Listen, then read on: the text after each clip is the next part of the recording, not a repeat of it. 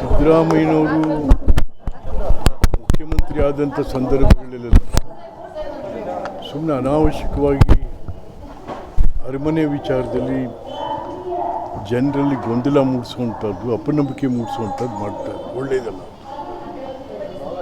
ಯಾಕೆಂದರೆ ಕೋರ್ಟ್ ಕೊಟ್ಟಂಥ ತೀರ್ಮಾನ. ಹಾಗಾದರೆ ಸರ್ಕಾರಕ್ಕೆ ಕೋರ್ಟ್ ಬಗ್ಗೆ ಗೌರವ ಇಲ್ವೋ? ಸರ್ಕಾರದ ತೀರ್ಮಾನಗಳ ಬಗ್ಗೆ ಸರ್ಕಾರಕ್ಕೆ ತೀರ್ಮಾನ ಇಲ್ಲ. ಹಾಗಾಗಿ ಇದು ಅದಕ್ಕೋಸ್ಕರವೇ ಇವತ್ತು ಅದನ್ನು ತಪ್ಪಿಸ್ಕೊಳ್ಳೋದಕ್ಕೋಸ್ಕರ ತಾವು ಸುಗ್ರೀವಾಜ್ಞೆ ತೊಗೊಂಬಂದಿದ್ದೀರಿ. ಹಾಗಾಗಿ ತಾವು ಮಾತಾಡ್ಬೋದಾಗಿತ್ತು. ಮಹಾರಾಣಿಯವ್ರನ್ನ, ಯದುವಂಶದ ಸಂಬಂಧಪಟ್ಟವ್ರನ್ನ ಕೂರಿಸಿ ಒಂದೇನಾದ್ರು ಒಂದು ಸೆಟಲ್ಮೆಂಟ್ ಮಾಡ್ಕೋಬೋದಾಗಿತ್ತು. ಬಟ್ ಅದು ಯಾವುದಕ್ಕೆ ಅವಕಾಶ ಕೊಡದೆ ನನ್ನ ಹತ್ರ ಅಧಿಕಾರ ಇದೆ ಅಂತ ಅಂದ್ಬಿಟ್ಟು ತಾವು ಸುಗ್ರೀವಾಜ್ಞೆ ತಂದಿರುವಂಥದ್ದು ಯಾರೂ ಒಪ್ಪುವಂಥದ್ದಲ್ಲ. ಇದು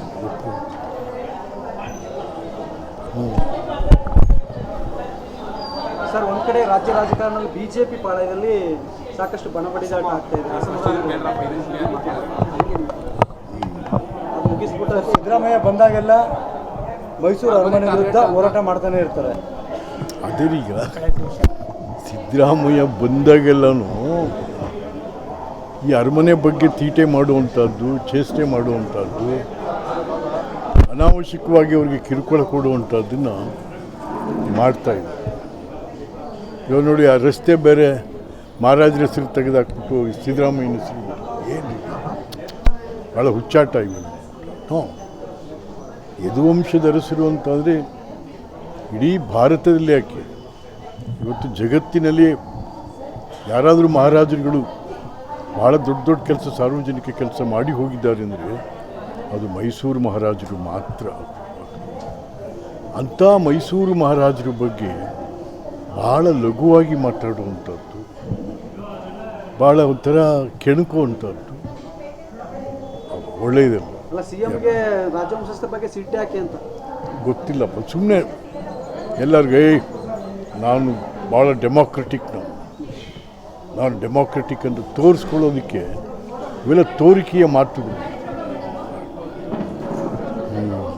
ಸರ್, ಕಾಂಗ್ರೆಸ್ ವಕ್ತಾರರು ನಿಮ್ಮ ಮೇಲೆ ಇದು ಮಾಡಿದ್ರು, ಕಾಂಗ್ರೆಸ್ ವಕ್ತಾರ ಲಕ್ಷ್ಮಣ್, ಕಾಂಗ್ರೆಸ್ ಹೊಸಬರಿ ನಿಮ್ಗೆ ಏನಕ್ಕಪ್ಪ DCMಗೂ ಮತ್ತು CMಗೂ ತಂದಿಟ್ಟಿದ್ದೀರಾ ನೀವು ಅಂತ. ನಿಮಗೆ ಯಾಕೆ BJP ಮುಸಾಬರಿ?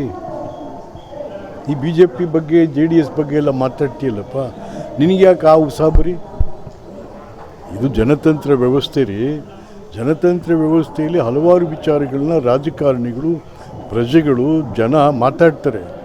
ಅದನ್ನು ಮಾಧ್ಯಮಗಳು ಬಿತ್ತರಿಸ್ತವೆ. ನಿಮ್ಗೆ ಯಾಕಪ್ಪ ಅಂತಂದ್ರೆ ಈಗ ನಿಮ್ಮನಿಗೂ ಕೇಳ್ತಾರೆ, ಏನ್ರಿ ಅದೆಲ್ಲ ತೋರಿಸ್ತಾ ಇದ್ರಿ, ನಿಮ್ಗೆ ಯಾಕ್ರಿ ಅಂತ ಅಂದರೆ ಯಾವ ಭಾಳ ದೊಡ್ಡ ಬುದ್ಧಿವಂತನ ಥರ ಮಾತಾಡೋದು ಸರಿಯಲ್ಲ ಲಕ್ಷ್ಮಣ. ಸರ್, ಮೂಡ ವಿಚಾರವಾಗಿ ಈಗ ಸಿದ್ದರಾಮಯ್ಯ ಕ್ಲೀನ್ ಚಿಟ್ ಸಿಗುವಂತ ಸಾಧ್ಯತೆ ಇದೆ ಅಂತಕ್ಕಂಥ ಚರ್ಚೆಗಳು. ಯಾರು ಕ್ಲೀನ್ ಚಿಟ್ ಕೊಡ್ತಾರೆ? ಲೋಕಾಯುಕ್ತ ಯಾರು? ಲೋಕಾಯುಕ್ತ DGನ ಯಾರು ಪೋಸ್ಟಿಂಗ್ಸ್ ಮಾಡೋದು?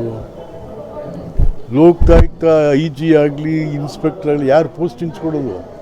ಸರ್ಕಾರನೇ ತಾನೇ.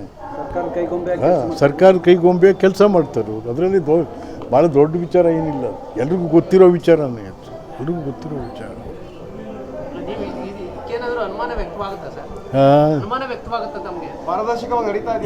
ಇಲ್ಲ, ಲೋಕಾಯುಕ್ತ ಪಾರದರ್ಶಕವಾಗಿ ಇಲ್ಲ.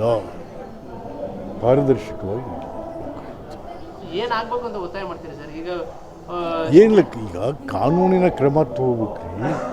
ಅರೆ, ಸುಮಾರು 5,000 ಕೋಟಿಗೂ ಮೀರಿದಂಥದ್ದು ಅಕ್ರಮ ಆಗಿದೆ ಇಲ್ಲಿ ಮೂಡಾದಲ್ಲಿ. ಇಡೀ ದೇಶದಲ್ಲೇ ಇಂಥ ಒಂದು ಅಕ್ರಮ ಯಾವ ರಾಜ್ಯದಲ್ಲೂ ಆಗಿಲ್ಲ.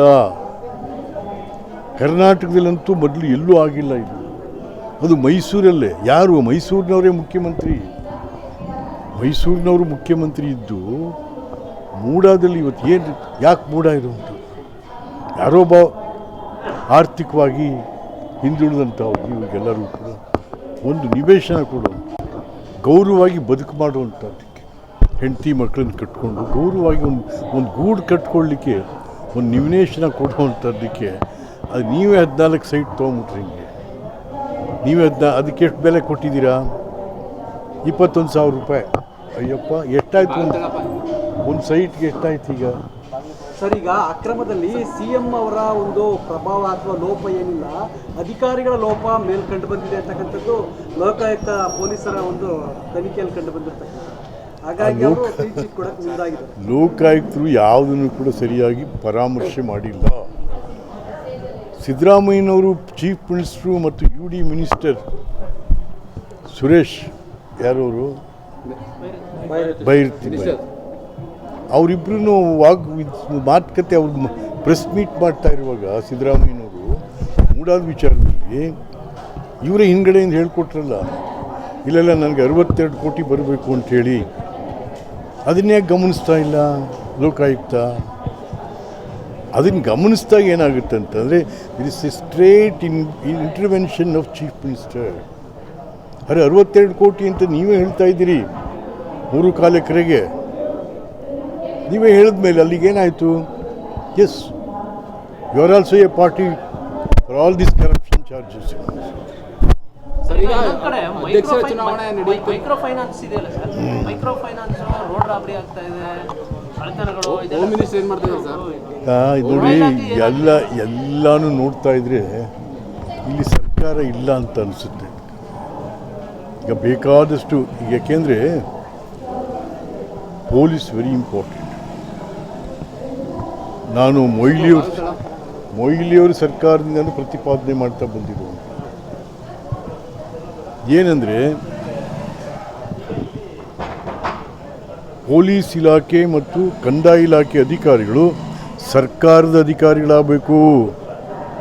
ಯಾರೋ MLA ಅಧಿಕಾರಿಗಳಾಗಬಾರ್ದವರು, ಯಾರೋ ಹುಜೂರ್ ಮಂತ್ರಿಗೆ ಅನ್ನೋರು ಆಗಬಾರ್ದು.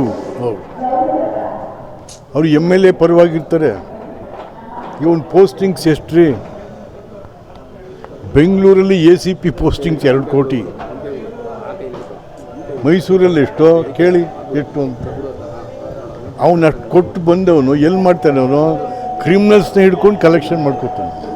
ಇವನೇ ಕಳ್ತನ ಮಾಡಿಸ್ತಾನೆ, ರಾಬ್ರಿ ಮಾಡಿಸ್ತಾನೆ. ಪೊಲೀಸ್ನವರೇ ಮಾಡಿಸ್ತಾರೆ ರಾಬ್ರಿ, ಕಳ್ತನ, ಅವು ಇವೆಲ್ಲ. ಯಾಕೆಂತಾರೆ ಪಾಪ ಅವ್ನು ಏನು ಮಾಡ್ತಾನೆ, ಎಲ್ಲಿ ತರ್ತಾನೆ ಇವನು? ಈಗ ಮಂತ್ರಿಗೆಲ್ಲ ಕೊಟ್ಟು ಬಂದಿರ್ತಾನಲ್ಲ, ಸರ್ಕಾರಕ್ಕೆ ಕೊಟ್ಟು ಬಂದಿರಿ, ಎಲ್ಲಿ ತರ್ತಾನೋ? ಹಾಗಾಗಿ ಪೊಲೀಸ್ ಇಲಾಖೆ ಹಾಳು ಬಿದ್ದು ಹೋಗಿದೆ. ಪಾಪ ನಮ್ಮ ಪರಮೇಶ್ವರು ಒಳ್ಳೆ ಮನುಷ್ಯ. ಪಾಪ ಪರಮೇಶ್ವರ್ಗೆ ಬರೀ ಸಬ್ ಇನ್ಸ್ಪೆಕ್ಟ್ರು ಟ್ರಾನ್ಸ್ಫರ್ ಮಾಡೋ ಪವರ್ಸ್ ಇದೆ ಅಷ್ಟೇ. ಅದ್ರ ಮೇಲಿಲ್ಲ ಅವ್ರಿಗೆ. ಅದ್ರ ಮೇಲೆ ಏನಿದ್ರು ಚೀಫ್ ಮಿನಿಸ್ಟ್ರೇ ಮಾಡೋದು. ಇದೆಲ್ಲ ನೋಡ್ತಾ ಇದ್ರೆ ಏನು ಅನಿಸುತ್ತೆ ನಿಮಗೆ? ಕರ್ನಾಟಕದಲ್ಲಿ ಆಗ್ತಾ ಇರ್ತಕ್ಕಂಥ ಈ ಕ್ರಿಮಿನಲ್ ಆ್ಯಕ್ಟಿವಿಟೀಸ್ ಎಲ್ಲ ನೋಡಿದ್ರೆ ಗೃಹ ಮಂತ್ರಿಗಳೊಬ್ಬ ಡೆಮ್ಮಿ ಅಂತ ಅನ್ನಿಸ್ತದೆ.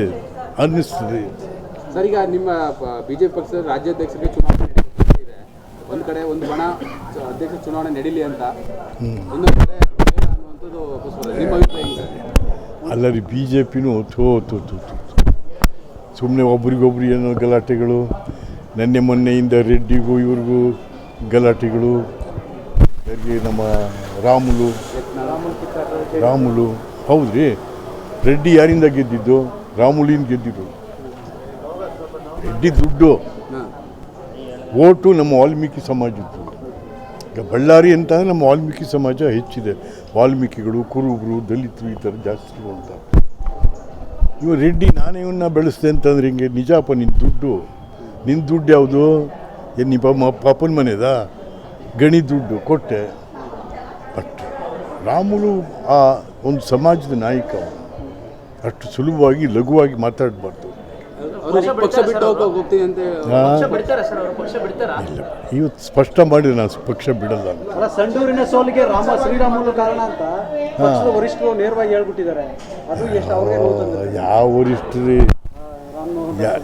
ವರಿಷ್ಠರು, ಯಾವ ಪಾರ್ಟಿಲೂ ಯಾವ ವರಿಷ್ಠರು? ಎಲ್ಲ ಡಿಮ್ಮಿ ವರಿಷ್ಠರುಗಳು. ಯಾರು ಯಾವ ವರಿಷ್ಠರು? ಯಾವ ಪಾರ್ಟಿಲೂ ಯಾವ ವರಿಷ್ಠರು? ಎಲ್ಲ ಡಿಮ್ಮಿ ವರಿಷ್ಠರುಗಳು. ಯಾರೋ ಹೇಳ್ಕೊಟ್ಟು ಮಾತು ಬಂದು ಇಲ್ಲಿ ಹೇಳೋವಂಥ ವರಿಷ್ಠರುಗಳೇ ಎಲ್ಲ ಪಾರ್ಟಿಲೂ ಇರೋದು. ಬಿಜೆಪಿ ಹಿಡಿತಾ ಹೋಯ್ತಾ ಸರ್? ಬಿಜೆಪಿ ಹಿಡಿತಾ ಹೋಯ್ತಾ? 3-4 ಬಣಗಳಾಗ್ತಾ ಇದೆಯಲ್ಲ. ಇಲ್ಲ ರೀ, BJP ಯಾವ ಶಿಸ್ತಿನ ಪಾರ್ಟಿ, ಕ್ಲೀನ್ ಪಾರ್ಟಿ ಅಂತಿದ್ರು, ಈಗ ಅದರಷ್ಟು ಕರಪ್ಷನ್ ಎಲ್ಲೂ ಇಲ್ಲ, ಸುಳ್ಳು ಹೇಳೋರು ಎಲ್ಲೂ ಇಲ್ಲ. ವಿಜಯೇಂದ್ರ ಅಧ್ಯಕ್ಷರಾದ್ಮೇಲೆ ಈ ಥರದ್ದೆಲ್ಲ ಕ್ರಿಯೇಟ್ ಆಗ್ತಾ ಇರೋದಲ್ಲ ಸರ್? ರಾಮ ರಾಮ ರಾಮ ನೋಡಿ, ಯಾರಿಗೆ ಅಯ್ಯೋ ರಾಮ, ನಾವೇನು ಲಂಡನ್ ಅವ್ರೇನ್ರಿ? ವಿಜಯೇಂದ್ರ ಯಾರು, ಯಡಿಯೂರಪ್ಪ ಯಾರು, ಇನ್ನೊಬ್ಬ ಯಾರು ಗೊತ್ತಿಲ್ವಾ? ಜನಕ್ಕೆ ಗೊತ್ತಿಲ್ಲೇನ್ರಿ? ಗೊತ್ತಿದೆ ಅಲ್ಲ. ಪಕ್ಷ ನಡ್ಸಕ್ ಆಗ್ತಾ ಇಲ್ವಾ ಸರ್? ಆಗ್ತಿಲ್ವ ಸರ್? ಅಧ್ಯಕ್ಷರಾಗ ಆಗ್ತಾ ಇಲ್ವಾ? ನಡ್ಸಕ್ಕೆ ಬಿಡ್ತಾ ಇಲ್ವಲ್ಲ ಎತ್ತಾಳು ಗುಂಪು, ಪಡ ಪಡ ಅಂತಾನಲ್ಲ ಒಬ್ಬ. ಸಮರ್ಥರಿದ್ದಾರಾ ಸರ್ ಹೋಗ್ಲಿ ವಿಜೇಂದ್ರ? ಯಾರು ವಿಜೇಂದ್ರ ಸಮರ್ಥರಿದ್ದಾರೆ ಸರ್? ಇದು ನೋಡಿ, ಡೆಮಾಕ್ರಸಿಲಿ ತಿಳ್ಕೊಳ್ಳಿ, ನಾಯಕ ಅವನ ಜೊತೆಗೆ ಇರ್ತಾರಲ್ಲ ಜನ, ಅವರ ಬಲದಿಂದ ಬಲ ಆಗ್ತಾನೆ. ಬಲಹೀನರು ಅವ್ರ ಜೊತೆಗಿದ್ದಾಗ ಅವನು ಬಲಹೀನ ಆಗ್ತಾನೆ. ದಿಸ್ ಈಸ್ ನಮ್ಮ ಡೆಮಾಕ್ರಸಿಲಿ ಇರುವಂಥ. ನಿಮ್ಮ ಪ್ರಕಾರ ಅಧ್ಯಕ್ಷರ ಚುನಾವಣೆ ಆಗ್ಬೇಕಾ ಅಂತ? ನಿಮ್ಮ ಪ್ರಕಾರ ಅಧ್ಯಕ್ಷರ ಚುನಾವಣೆ ಡೆಮಾಕ್ರೆಟಿಕ್ ಆಗಿ ಆಗ್ಬೇಕಾ ಪಕ್ಷದಲ್ಲಿ? ಡೆಮಾಕ್ರೆಟಿಕ್ ಆಗ್ಬೇಕು. ಡೆಮಾಕ್ರೆಟಿಕ್ ಆಗಿ. ಸರ್, ಈಗ ಮೂಡ ವಿಚಾರದಲ್ಲಿ GT ದೇವೇಗೌಡರ ಹೆಸರು ಕೂಡ ಬರ್ತಾ ಇದೆ. ಯತ್ನಾಳ್ ಅವರು ಕೂಡ GT ದೇವೇಗೌಡರ ಪಾತ್ರ ಇದೆ ಅಂತ ಹೇಳ್ತಾ ಇದ್ದಾರೆ ಸರ್. ಅಲ್ಲ, GT ದೇವೇಗೌಡರು ಒಂದ್ ಕಡೆ ವರಿಷ್ಠರ ಮೇಲೆ ಸಡ್ಡು ಹೊಡಿತಾ ಇದ್ದಾರೆ. ದಮ್ ಬೇಕು, ಬೇರೆ ಥರ ಇದಾಗ್ತಾ ಇದೆ. ದಮ್ಮು ಗಿಮ್ಮು ಅನ್ನೋ ವಿಚಾರವೆಲ್ಲ ಮಾತಾಡ್ತಾ ಇದ್ದಾರೆ. ಅವರು ಚಾಲೆಂಜ್ ಮಾಡ್ತಾರೆ. ಈಗ ಅವ್ರದ್ದು ಮೂಡ ಸೈಟ್ ಹಗರಣ ತಪ್ಪಿಸ್ಕೊಳ್ಳೋಕ್ಕೆ ಅವ್ರ ಕುಟುಂಬದ್ದು, ಅದರಲ್ಲಿ ನಮ್ಮ ಹರೀಶ್ ಗೌಡ ಇಲ್ಲ, ಅವ್ರ ಮಗ ಇದ್ದಾನಲ್ಲ, ನಮ್ಮ ಹುಣಸೂರು MLA ಅವನಿಲ್ಲ. ಈ GT ದೇವೇಗೌಡದೇನೇನೋ ಹಗರಣ ಇದೆ, ಅದನ್ನು ತಪ್ಪಿಸ್ಕೊಳ್ಳೋಕ್ಕೆ ಸಿದ್ದರಾಮಯ್ಯನ ಮೆಚ್ಚೋಕ್ಕೆ ಎಲ್ಲರಿಗೂ ಬೈತಾರೆ. ಸಿದ್ದರಾಮಯ್ಯನ ಮೆಚ್ಚಿಸೋ ಭಾಷೆ ಅಷ್ಟೇ ಅದು. ಹಾಂ, ಭಯ ಇದೆ. ಪಕ್ಷ ಬಿಡ್ತಾರ ಸರ್ ಅವರು? ಯಾರು ಯಾವ ಪಾರ್ಟಿನ ಯಾರು ಬಿಟ್ಟರು ಏನೂ ಆಗಲ್ಲ ರೀ. ಅರೆ ಜನದ್ದೂರಿ ಪಾರ್ಟಿಗಳು ಎಲ್ಲ ಪಾರ್ಟಿಗಳು ಜನರ ಪಾರ್ಟಿ. ನಂದು ಯಾರಪ್ಪನ ಮನೆದು ಪಾರ್ಟಿ. ಸದ್ಯಕ್ಕೆ ಮೈಸೂರು ಭಾಗದಲ್ಲಿ JDS ನಾಯಕರು ಅವರೊಬ್ಬರೇ ಇರೋದು. ಸದ್ಯಕ್ಕೆ ಪಕ್ಷ ಸಂಘಟನೆ ಏನು ತೊಂದರೆ ಇಲ್ಲ ರೀ. ಯಾವ JD ಅಲ್ರಿ, ಏನು GT ದೇವೇಗೌಡನ ಎಲ್ಲರೂ ಗೆಲ್ಸ್ಬಿಟ್ಟಿದ್ದೆ ಬಂದು. ಈ ಭಾಗದಲ್ಲಿ ಎಂಥದ್ದು ಇಲ್ಲ, ಬಿಸಾಕ್ರಿತು. ಕಾಂಗ್ರೆಸ್ ಹೋಗ್ತಾರೆ ಅಂತ ಮಾತು, ಕಾಂಗ್ರೆಸ್ ಹೋಗ್ತಾರೆ ಅನ್ನೋ ಮಾತು ಸರ್. GT ದೇವೇಗೌಡರು ಕಾಂಗ್ರೆಸ್ ಹೋಗ್ತಾರೆ, ಹೋಲಿ ಬಿಡ್ರಿ, ಅದಕ್ಕೇನದು ಕತ್ತೆ. ಅಂದ್ರೆ ಪಕ್ಷ ರಾಜ್ಯಾಧ್ಯಕ್ಷ ಸ್ಥಾನಕ್ಕೆ ನೀವು ಆಕಾಂಕ್ಷಿನಾ? ಇಲ್ಲ, ನನಗೆ ಯಾವ ಅಧ್ಯಕ್ಷ ಸ್ಥಾನನೂ ಬೇಡ ರೀ. ನಾವೇನಪ್ಪ ಅಂದರೆ ಒಂದು ಪಾರ್ಟಿಲಿ ಇದ್ದೀವಿ ನಾನು ಯಾವ ಪಾರ್ಟಿ ನೋಡ್ರಿ, ನಾನು ನಿಜ ಕಾಂಗ್ರೆಸ್, JDS, BJP ಮೂರು ನೋಡಿರೋನು, ನಾ ಎಲ್ಲ ನೋಡಿ ಸಾಕಾಗಿರೋನು. ಆದ್ದರಿಂದ ನಾನು ಪಾರ್ಟಿಗಿಂತ ಹೆಚ್ಚಾಗಿ ಕರ್ನಾಟಕ ರಾಜಕಾರಣದ ಒಂದು ಸಾಕ್ಷಿ ಪ್ರಜ್ಞೆಯಾಗಿ ಉಳಿತಿದ್ದೆ. ಯಾರೇನು ಹೇಳ್ತಿದ್ದೆ ಧೈರ್ಯವಾಗಿ. ತಪ್ಪು ಮಾಡಿದ್ರೆ BJP ಇರ್ಬೋದು, ಕಾಂಗ್ರೆಸ್ ಇರ್ಬೋದು, ಹೇಳೋಕ್ಕೇನು ಜನಕ್ಕೆ. ಸರ್ BJP ಉಸ್ತುವಾರಿ ಸಭೆ ಮಾಡಿದ್ರೆ ನೀವು ಹೋಗಿದ್ರೆ ಸರ್ ಅಲ್ಲಿಗೆ? ಎಲ್ಲಿಗೆ ಹೋಗಿದ್ರೆ? ತಾವು ಹಾಜರಾಗಿದ್ರೆ? ಅವ್ರು ನಮ್ಮನ್ನು ಯಾವ ಮೀಟಿಂಗು ಕರೆಯಲ್ಲ. ಯಾಕೆ ಮೀಟಿಂಗಲ್ಲಿ ಯಾರು ಹೇಳ್ಬಿಟ್ರೆ ನಾನು ಕೂತ್ಕೋಪ ಕಂಡಿದ್ದೀವಿ ಅಂದ್ಬಿಡ್ತೀವಿ ನಾವು. ಅದಕ್ಕೆ ನಮ್ಮನ್ನ ಮೈಸೂರವರು ಅಷ್ಟೇ ನಮ್ಮನ್ನು ಯಾವ ಮೀಟಿಂಗು ಕರೆಯಲ್ಲ. ಆಮೇಲೆ ನೋಡಿ, ಈ BJP ನಾಯಕತ್ವ ಹೆಂಗಿದೆ ಅಂತಂದರೆ, ಯಾರಿಗೆ ಎಷ್ಟು ಶಕ್ತಿ ಇದೆ, ಯಾರನ್ನು ಹೇಗೆ ಬಳಸ್ಕೋಬೇಕು ಅಂತ ಸಾಮಾನ್ಯ ಪ್ರಜ್ಞೆಯೂ ಇಲ್ಲದಂಥ ಈ ನಾಯಕರುಗಳಿದ್ದಾರೆ. ವಿಶ್ವನಾಥ್ ಅವರು ಈ ಅವಧಿ ಬಳಿಕ ರಾಜಕೀಯವಾಗಿ ಏನಾದರೂ ನಿವೃತ್ತಿ ಆಗ್ತಾರೆ ಹೇಗೆ ಅಂತ? ರಾಜಕೀಯಕ್ಕೆ ನಿವೃತ್ತಿ ಇದೆಯೇನ್ರಿ? ಈಗ ಆಲ್ರೆಡಿ 75 ವರ್ಷ ಪ್ರಬುದ್ಧ ರಾಜಕಾರಣಿಗಳಿಗೆ ಮುಜುಗರ ತರ ಅಂತ ವಾತಾವರಣ ನಿರ್ಮಾಣವಾಗಿದೆ. ನಿಮ್ಮಂತ ಪ್ರಬುದ್ಧ ನೀವು ನಿವೃತ್ತಿ ಆಗಬೇಡಿ ಅಂತ ಹೇಳಿದ್ರೆ ಯಾರನ್ನ? ಪ್ರೀತಿ ಸರ್ ನಿಮ್ಮ ಮೇಲೆ? ಅಲ್ಲ, ನಿನ್ನೆ ಕುಮಾರಸ್ವಾಮಿಯವ್ರು ಕೆಲವು ಸತ್ಯ ಹೇಳೋದು KR ನಗರದಲ್ಲಿ. ಸಿದ್ದರಾಮಯ್ಯನ ಕಾಂಗ್ರೆಸ್ ಸೇರಿಸ್ತವ್ರು ಯಾರು, ಸಿದ್ದರಾಮಯ್ಯ ಹೆಂಗೆ ಮುಖ್ಯಮಂತ್ರಿ ಆದರು, ಇದೆಲ್ಲ ಜನಕ್ಕೆ ಸ್ಪಷ್ಟಪಡಿಸ್ಬಿಟ್ಟು. ಥ್ಯಾಂಕ್ಸು. ಮತ್ತೆ JDSಗೆ ಆಹ್ವಾನ ಕೊಟ್ಟಿದ್ದಾರೆ ನಿಮಗೆ? ಇಲ್ಲ, ನಾನು ಯಾವ ಪಾರ್ಟಿನೂ ಬಿಟ್ಟು, ನಾನು ಹೇಳಿದ್ನಲ್ಲ, ಕರ್ನಾಟಕ ರಾಜಕಾರಣದ ಸಾಕ್ಷಿ ಪ್ರಜ್ಞೆಯಾಗಿ ಉಳಿತೀನಿ. Thank you. ರಾಜಕೀಯ ಸಾಕು ಏನು ಮಾಡ್ತೀರಾ ಈ